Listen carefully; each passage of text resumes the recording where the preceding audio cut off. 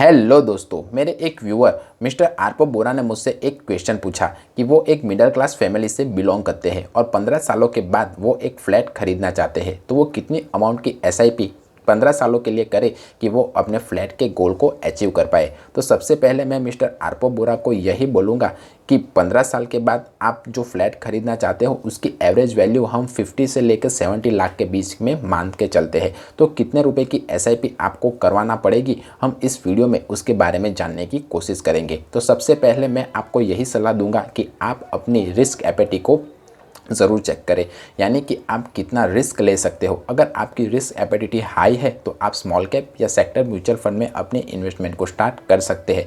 और ऐसा क्यों? क्योंकि स्मॉल कैप और सेक्टर म्यूचुअल फंड में जो रिटर्न्स होते हैं वो comparatively large cap, mid cap या इंडेक्स फंड की तुलना में थोड़े हाई मिलते हैं, तो आपको ज़्यादा रिटर्न्स मिलने की संभावना रहेगी। पर वार्निंग, यहाँ पर जो रिटर्न्स आपको हाई मिलते हैं तो यहाँ पर आपकी जो पॉसिबिलिटी है रिटर्न्स को लूज़ या मनी को लूज़ करने की वो भी हाई होती है, क्योंकि मार्केट जब अप जाएगा ये म्यूचुअल फंड आपको अच्छा खासा रिटर्न्स लाकर दे सकते हैं। पर अगर मार्केट डाउन हुआ तो ये स्मॉल कैप और सेक्टर म्यूचुअल फंड आपको अच्छा खासा नुकसान भी करवा सकते हैं और कई मायनों में ये म्यूचुअल फंड नेगेटिव रिटर्न्स भी लाकर दे सकते हैं। तो सबसे पहले आप अपनी रिस्क एपेटी को डिसाइड कीजिए कि आप ज़्यादा रिस्क लेने वाले पर्सन हो या कम रिस्क लेने वाले पर्सन हो। अगर आप कम रिस्क लेने वाले पर्सन हो तो मेरी यही सलाह है कि आप इंडेक्स या large and mid cap mutual fund में अपनी इन्वेस्टमेंट करें, और अगर ज़्यादा रिस्क लेने वाले पर्सन हो तो आप स्मॉल कैप या सेक्टर म्यूचुअल फंड में अपनी इन्वेस्टमेंट को स्टार्ट कर सकते हैं।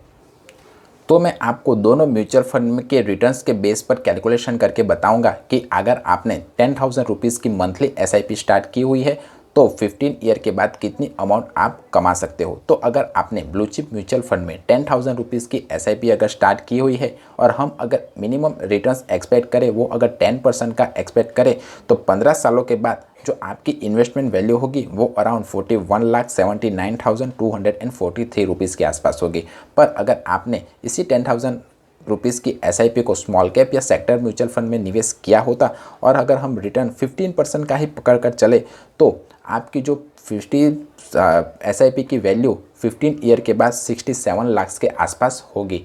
पर यहाँ पर हमने जो रिटर्न्स लिया हुआ है वो फिक्स लिया हुआ है 10% और 15%। ऐसा भी हो सकता है कि कई मामले में आपको लार्ज कैप म्यूचुअल फंड में अगर आप निवेश करते हो तो 12 से लेकर 13% का भी रिटर्न्स मिल सकता है, और कई मामले में 8 से लेकर 10% का भी रिटर्न्स आप एक्सपेक्ट कर सकते हो।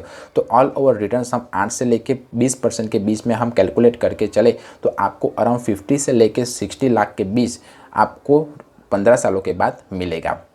तो अगर आप एक अच्छा 2 BHK फ्लैट खरीदना चाहते हो तो 15 सालों के बाद 10,000 रुपीज़ की एसआईपी में हर महीने निवेश करके आसानी से खरीद पाओगे। पर इन बातों का ध्यान किसी भी म्यूचुअल फंड में आप निवेश करते हो तो ज़रूर रखिएगा। सबसे पहले हमेशा डायरेक्ट प्लान के थ्रू निवेश करिएगा, क्योंकि डायरेक्ट प्लान का जो एक्सपेंस रेशियो होता है वो कंपैरेटिवली रेगुलर प्लान की तुलना में थोड़ा कम होता है।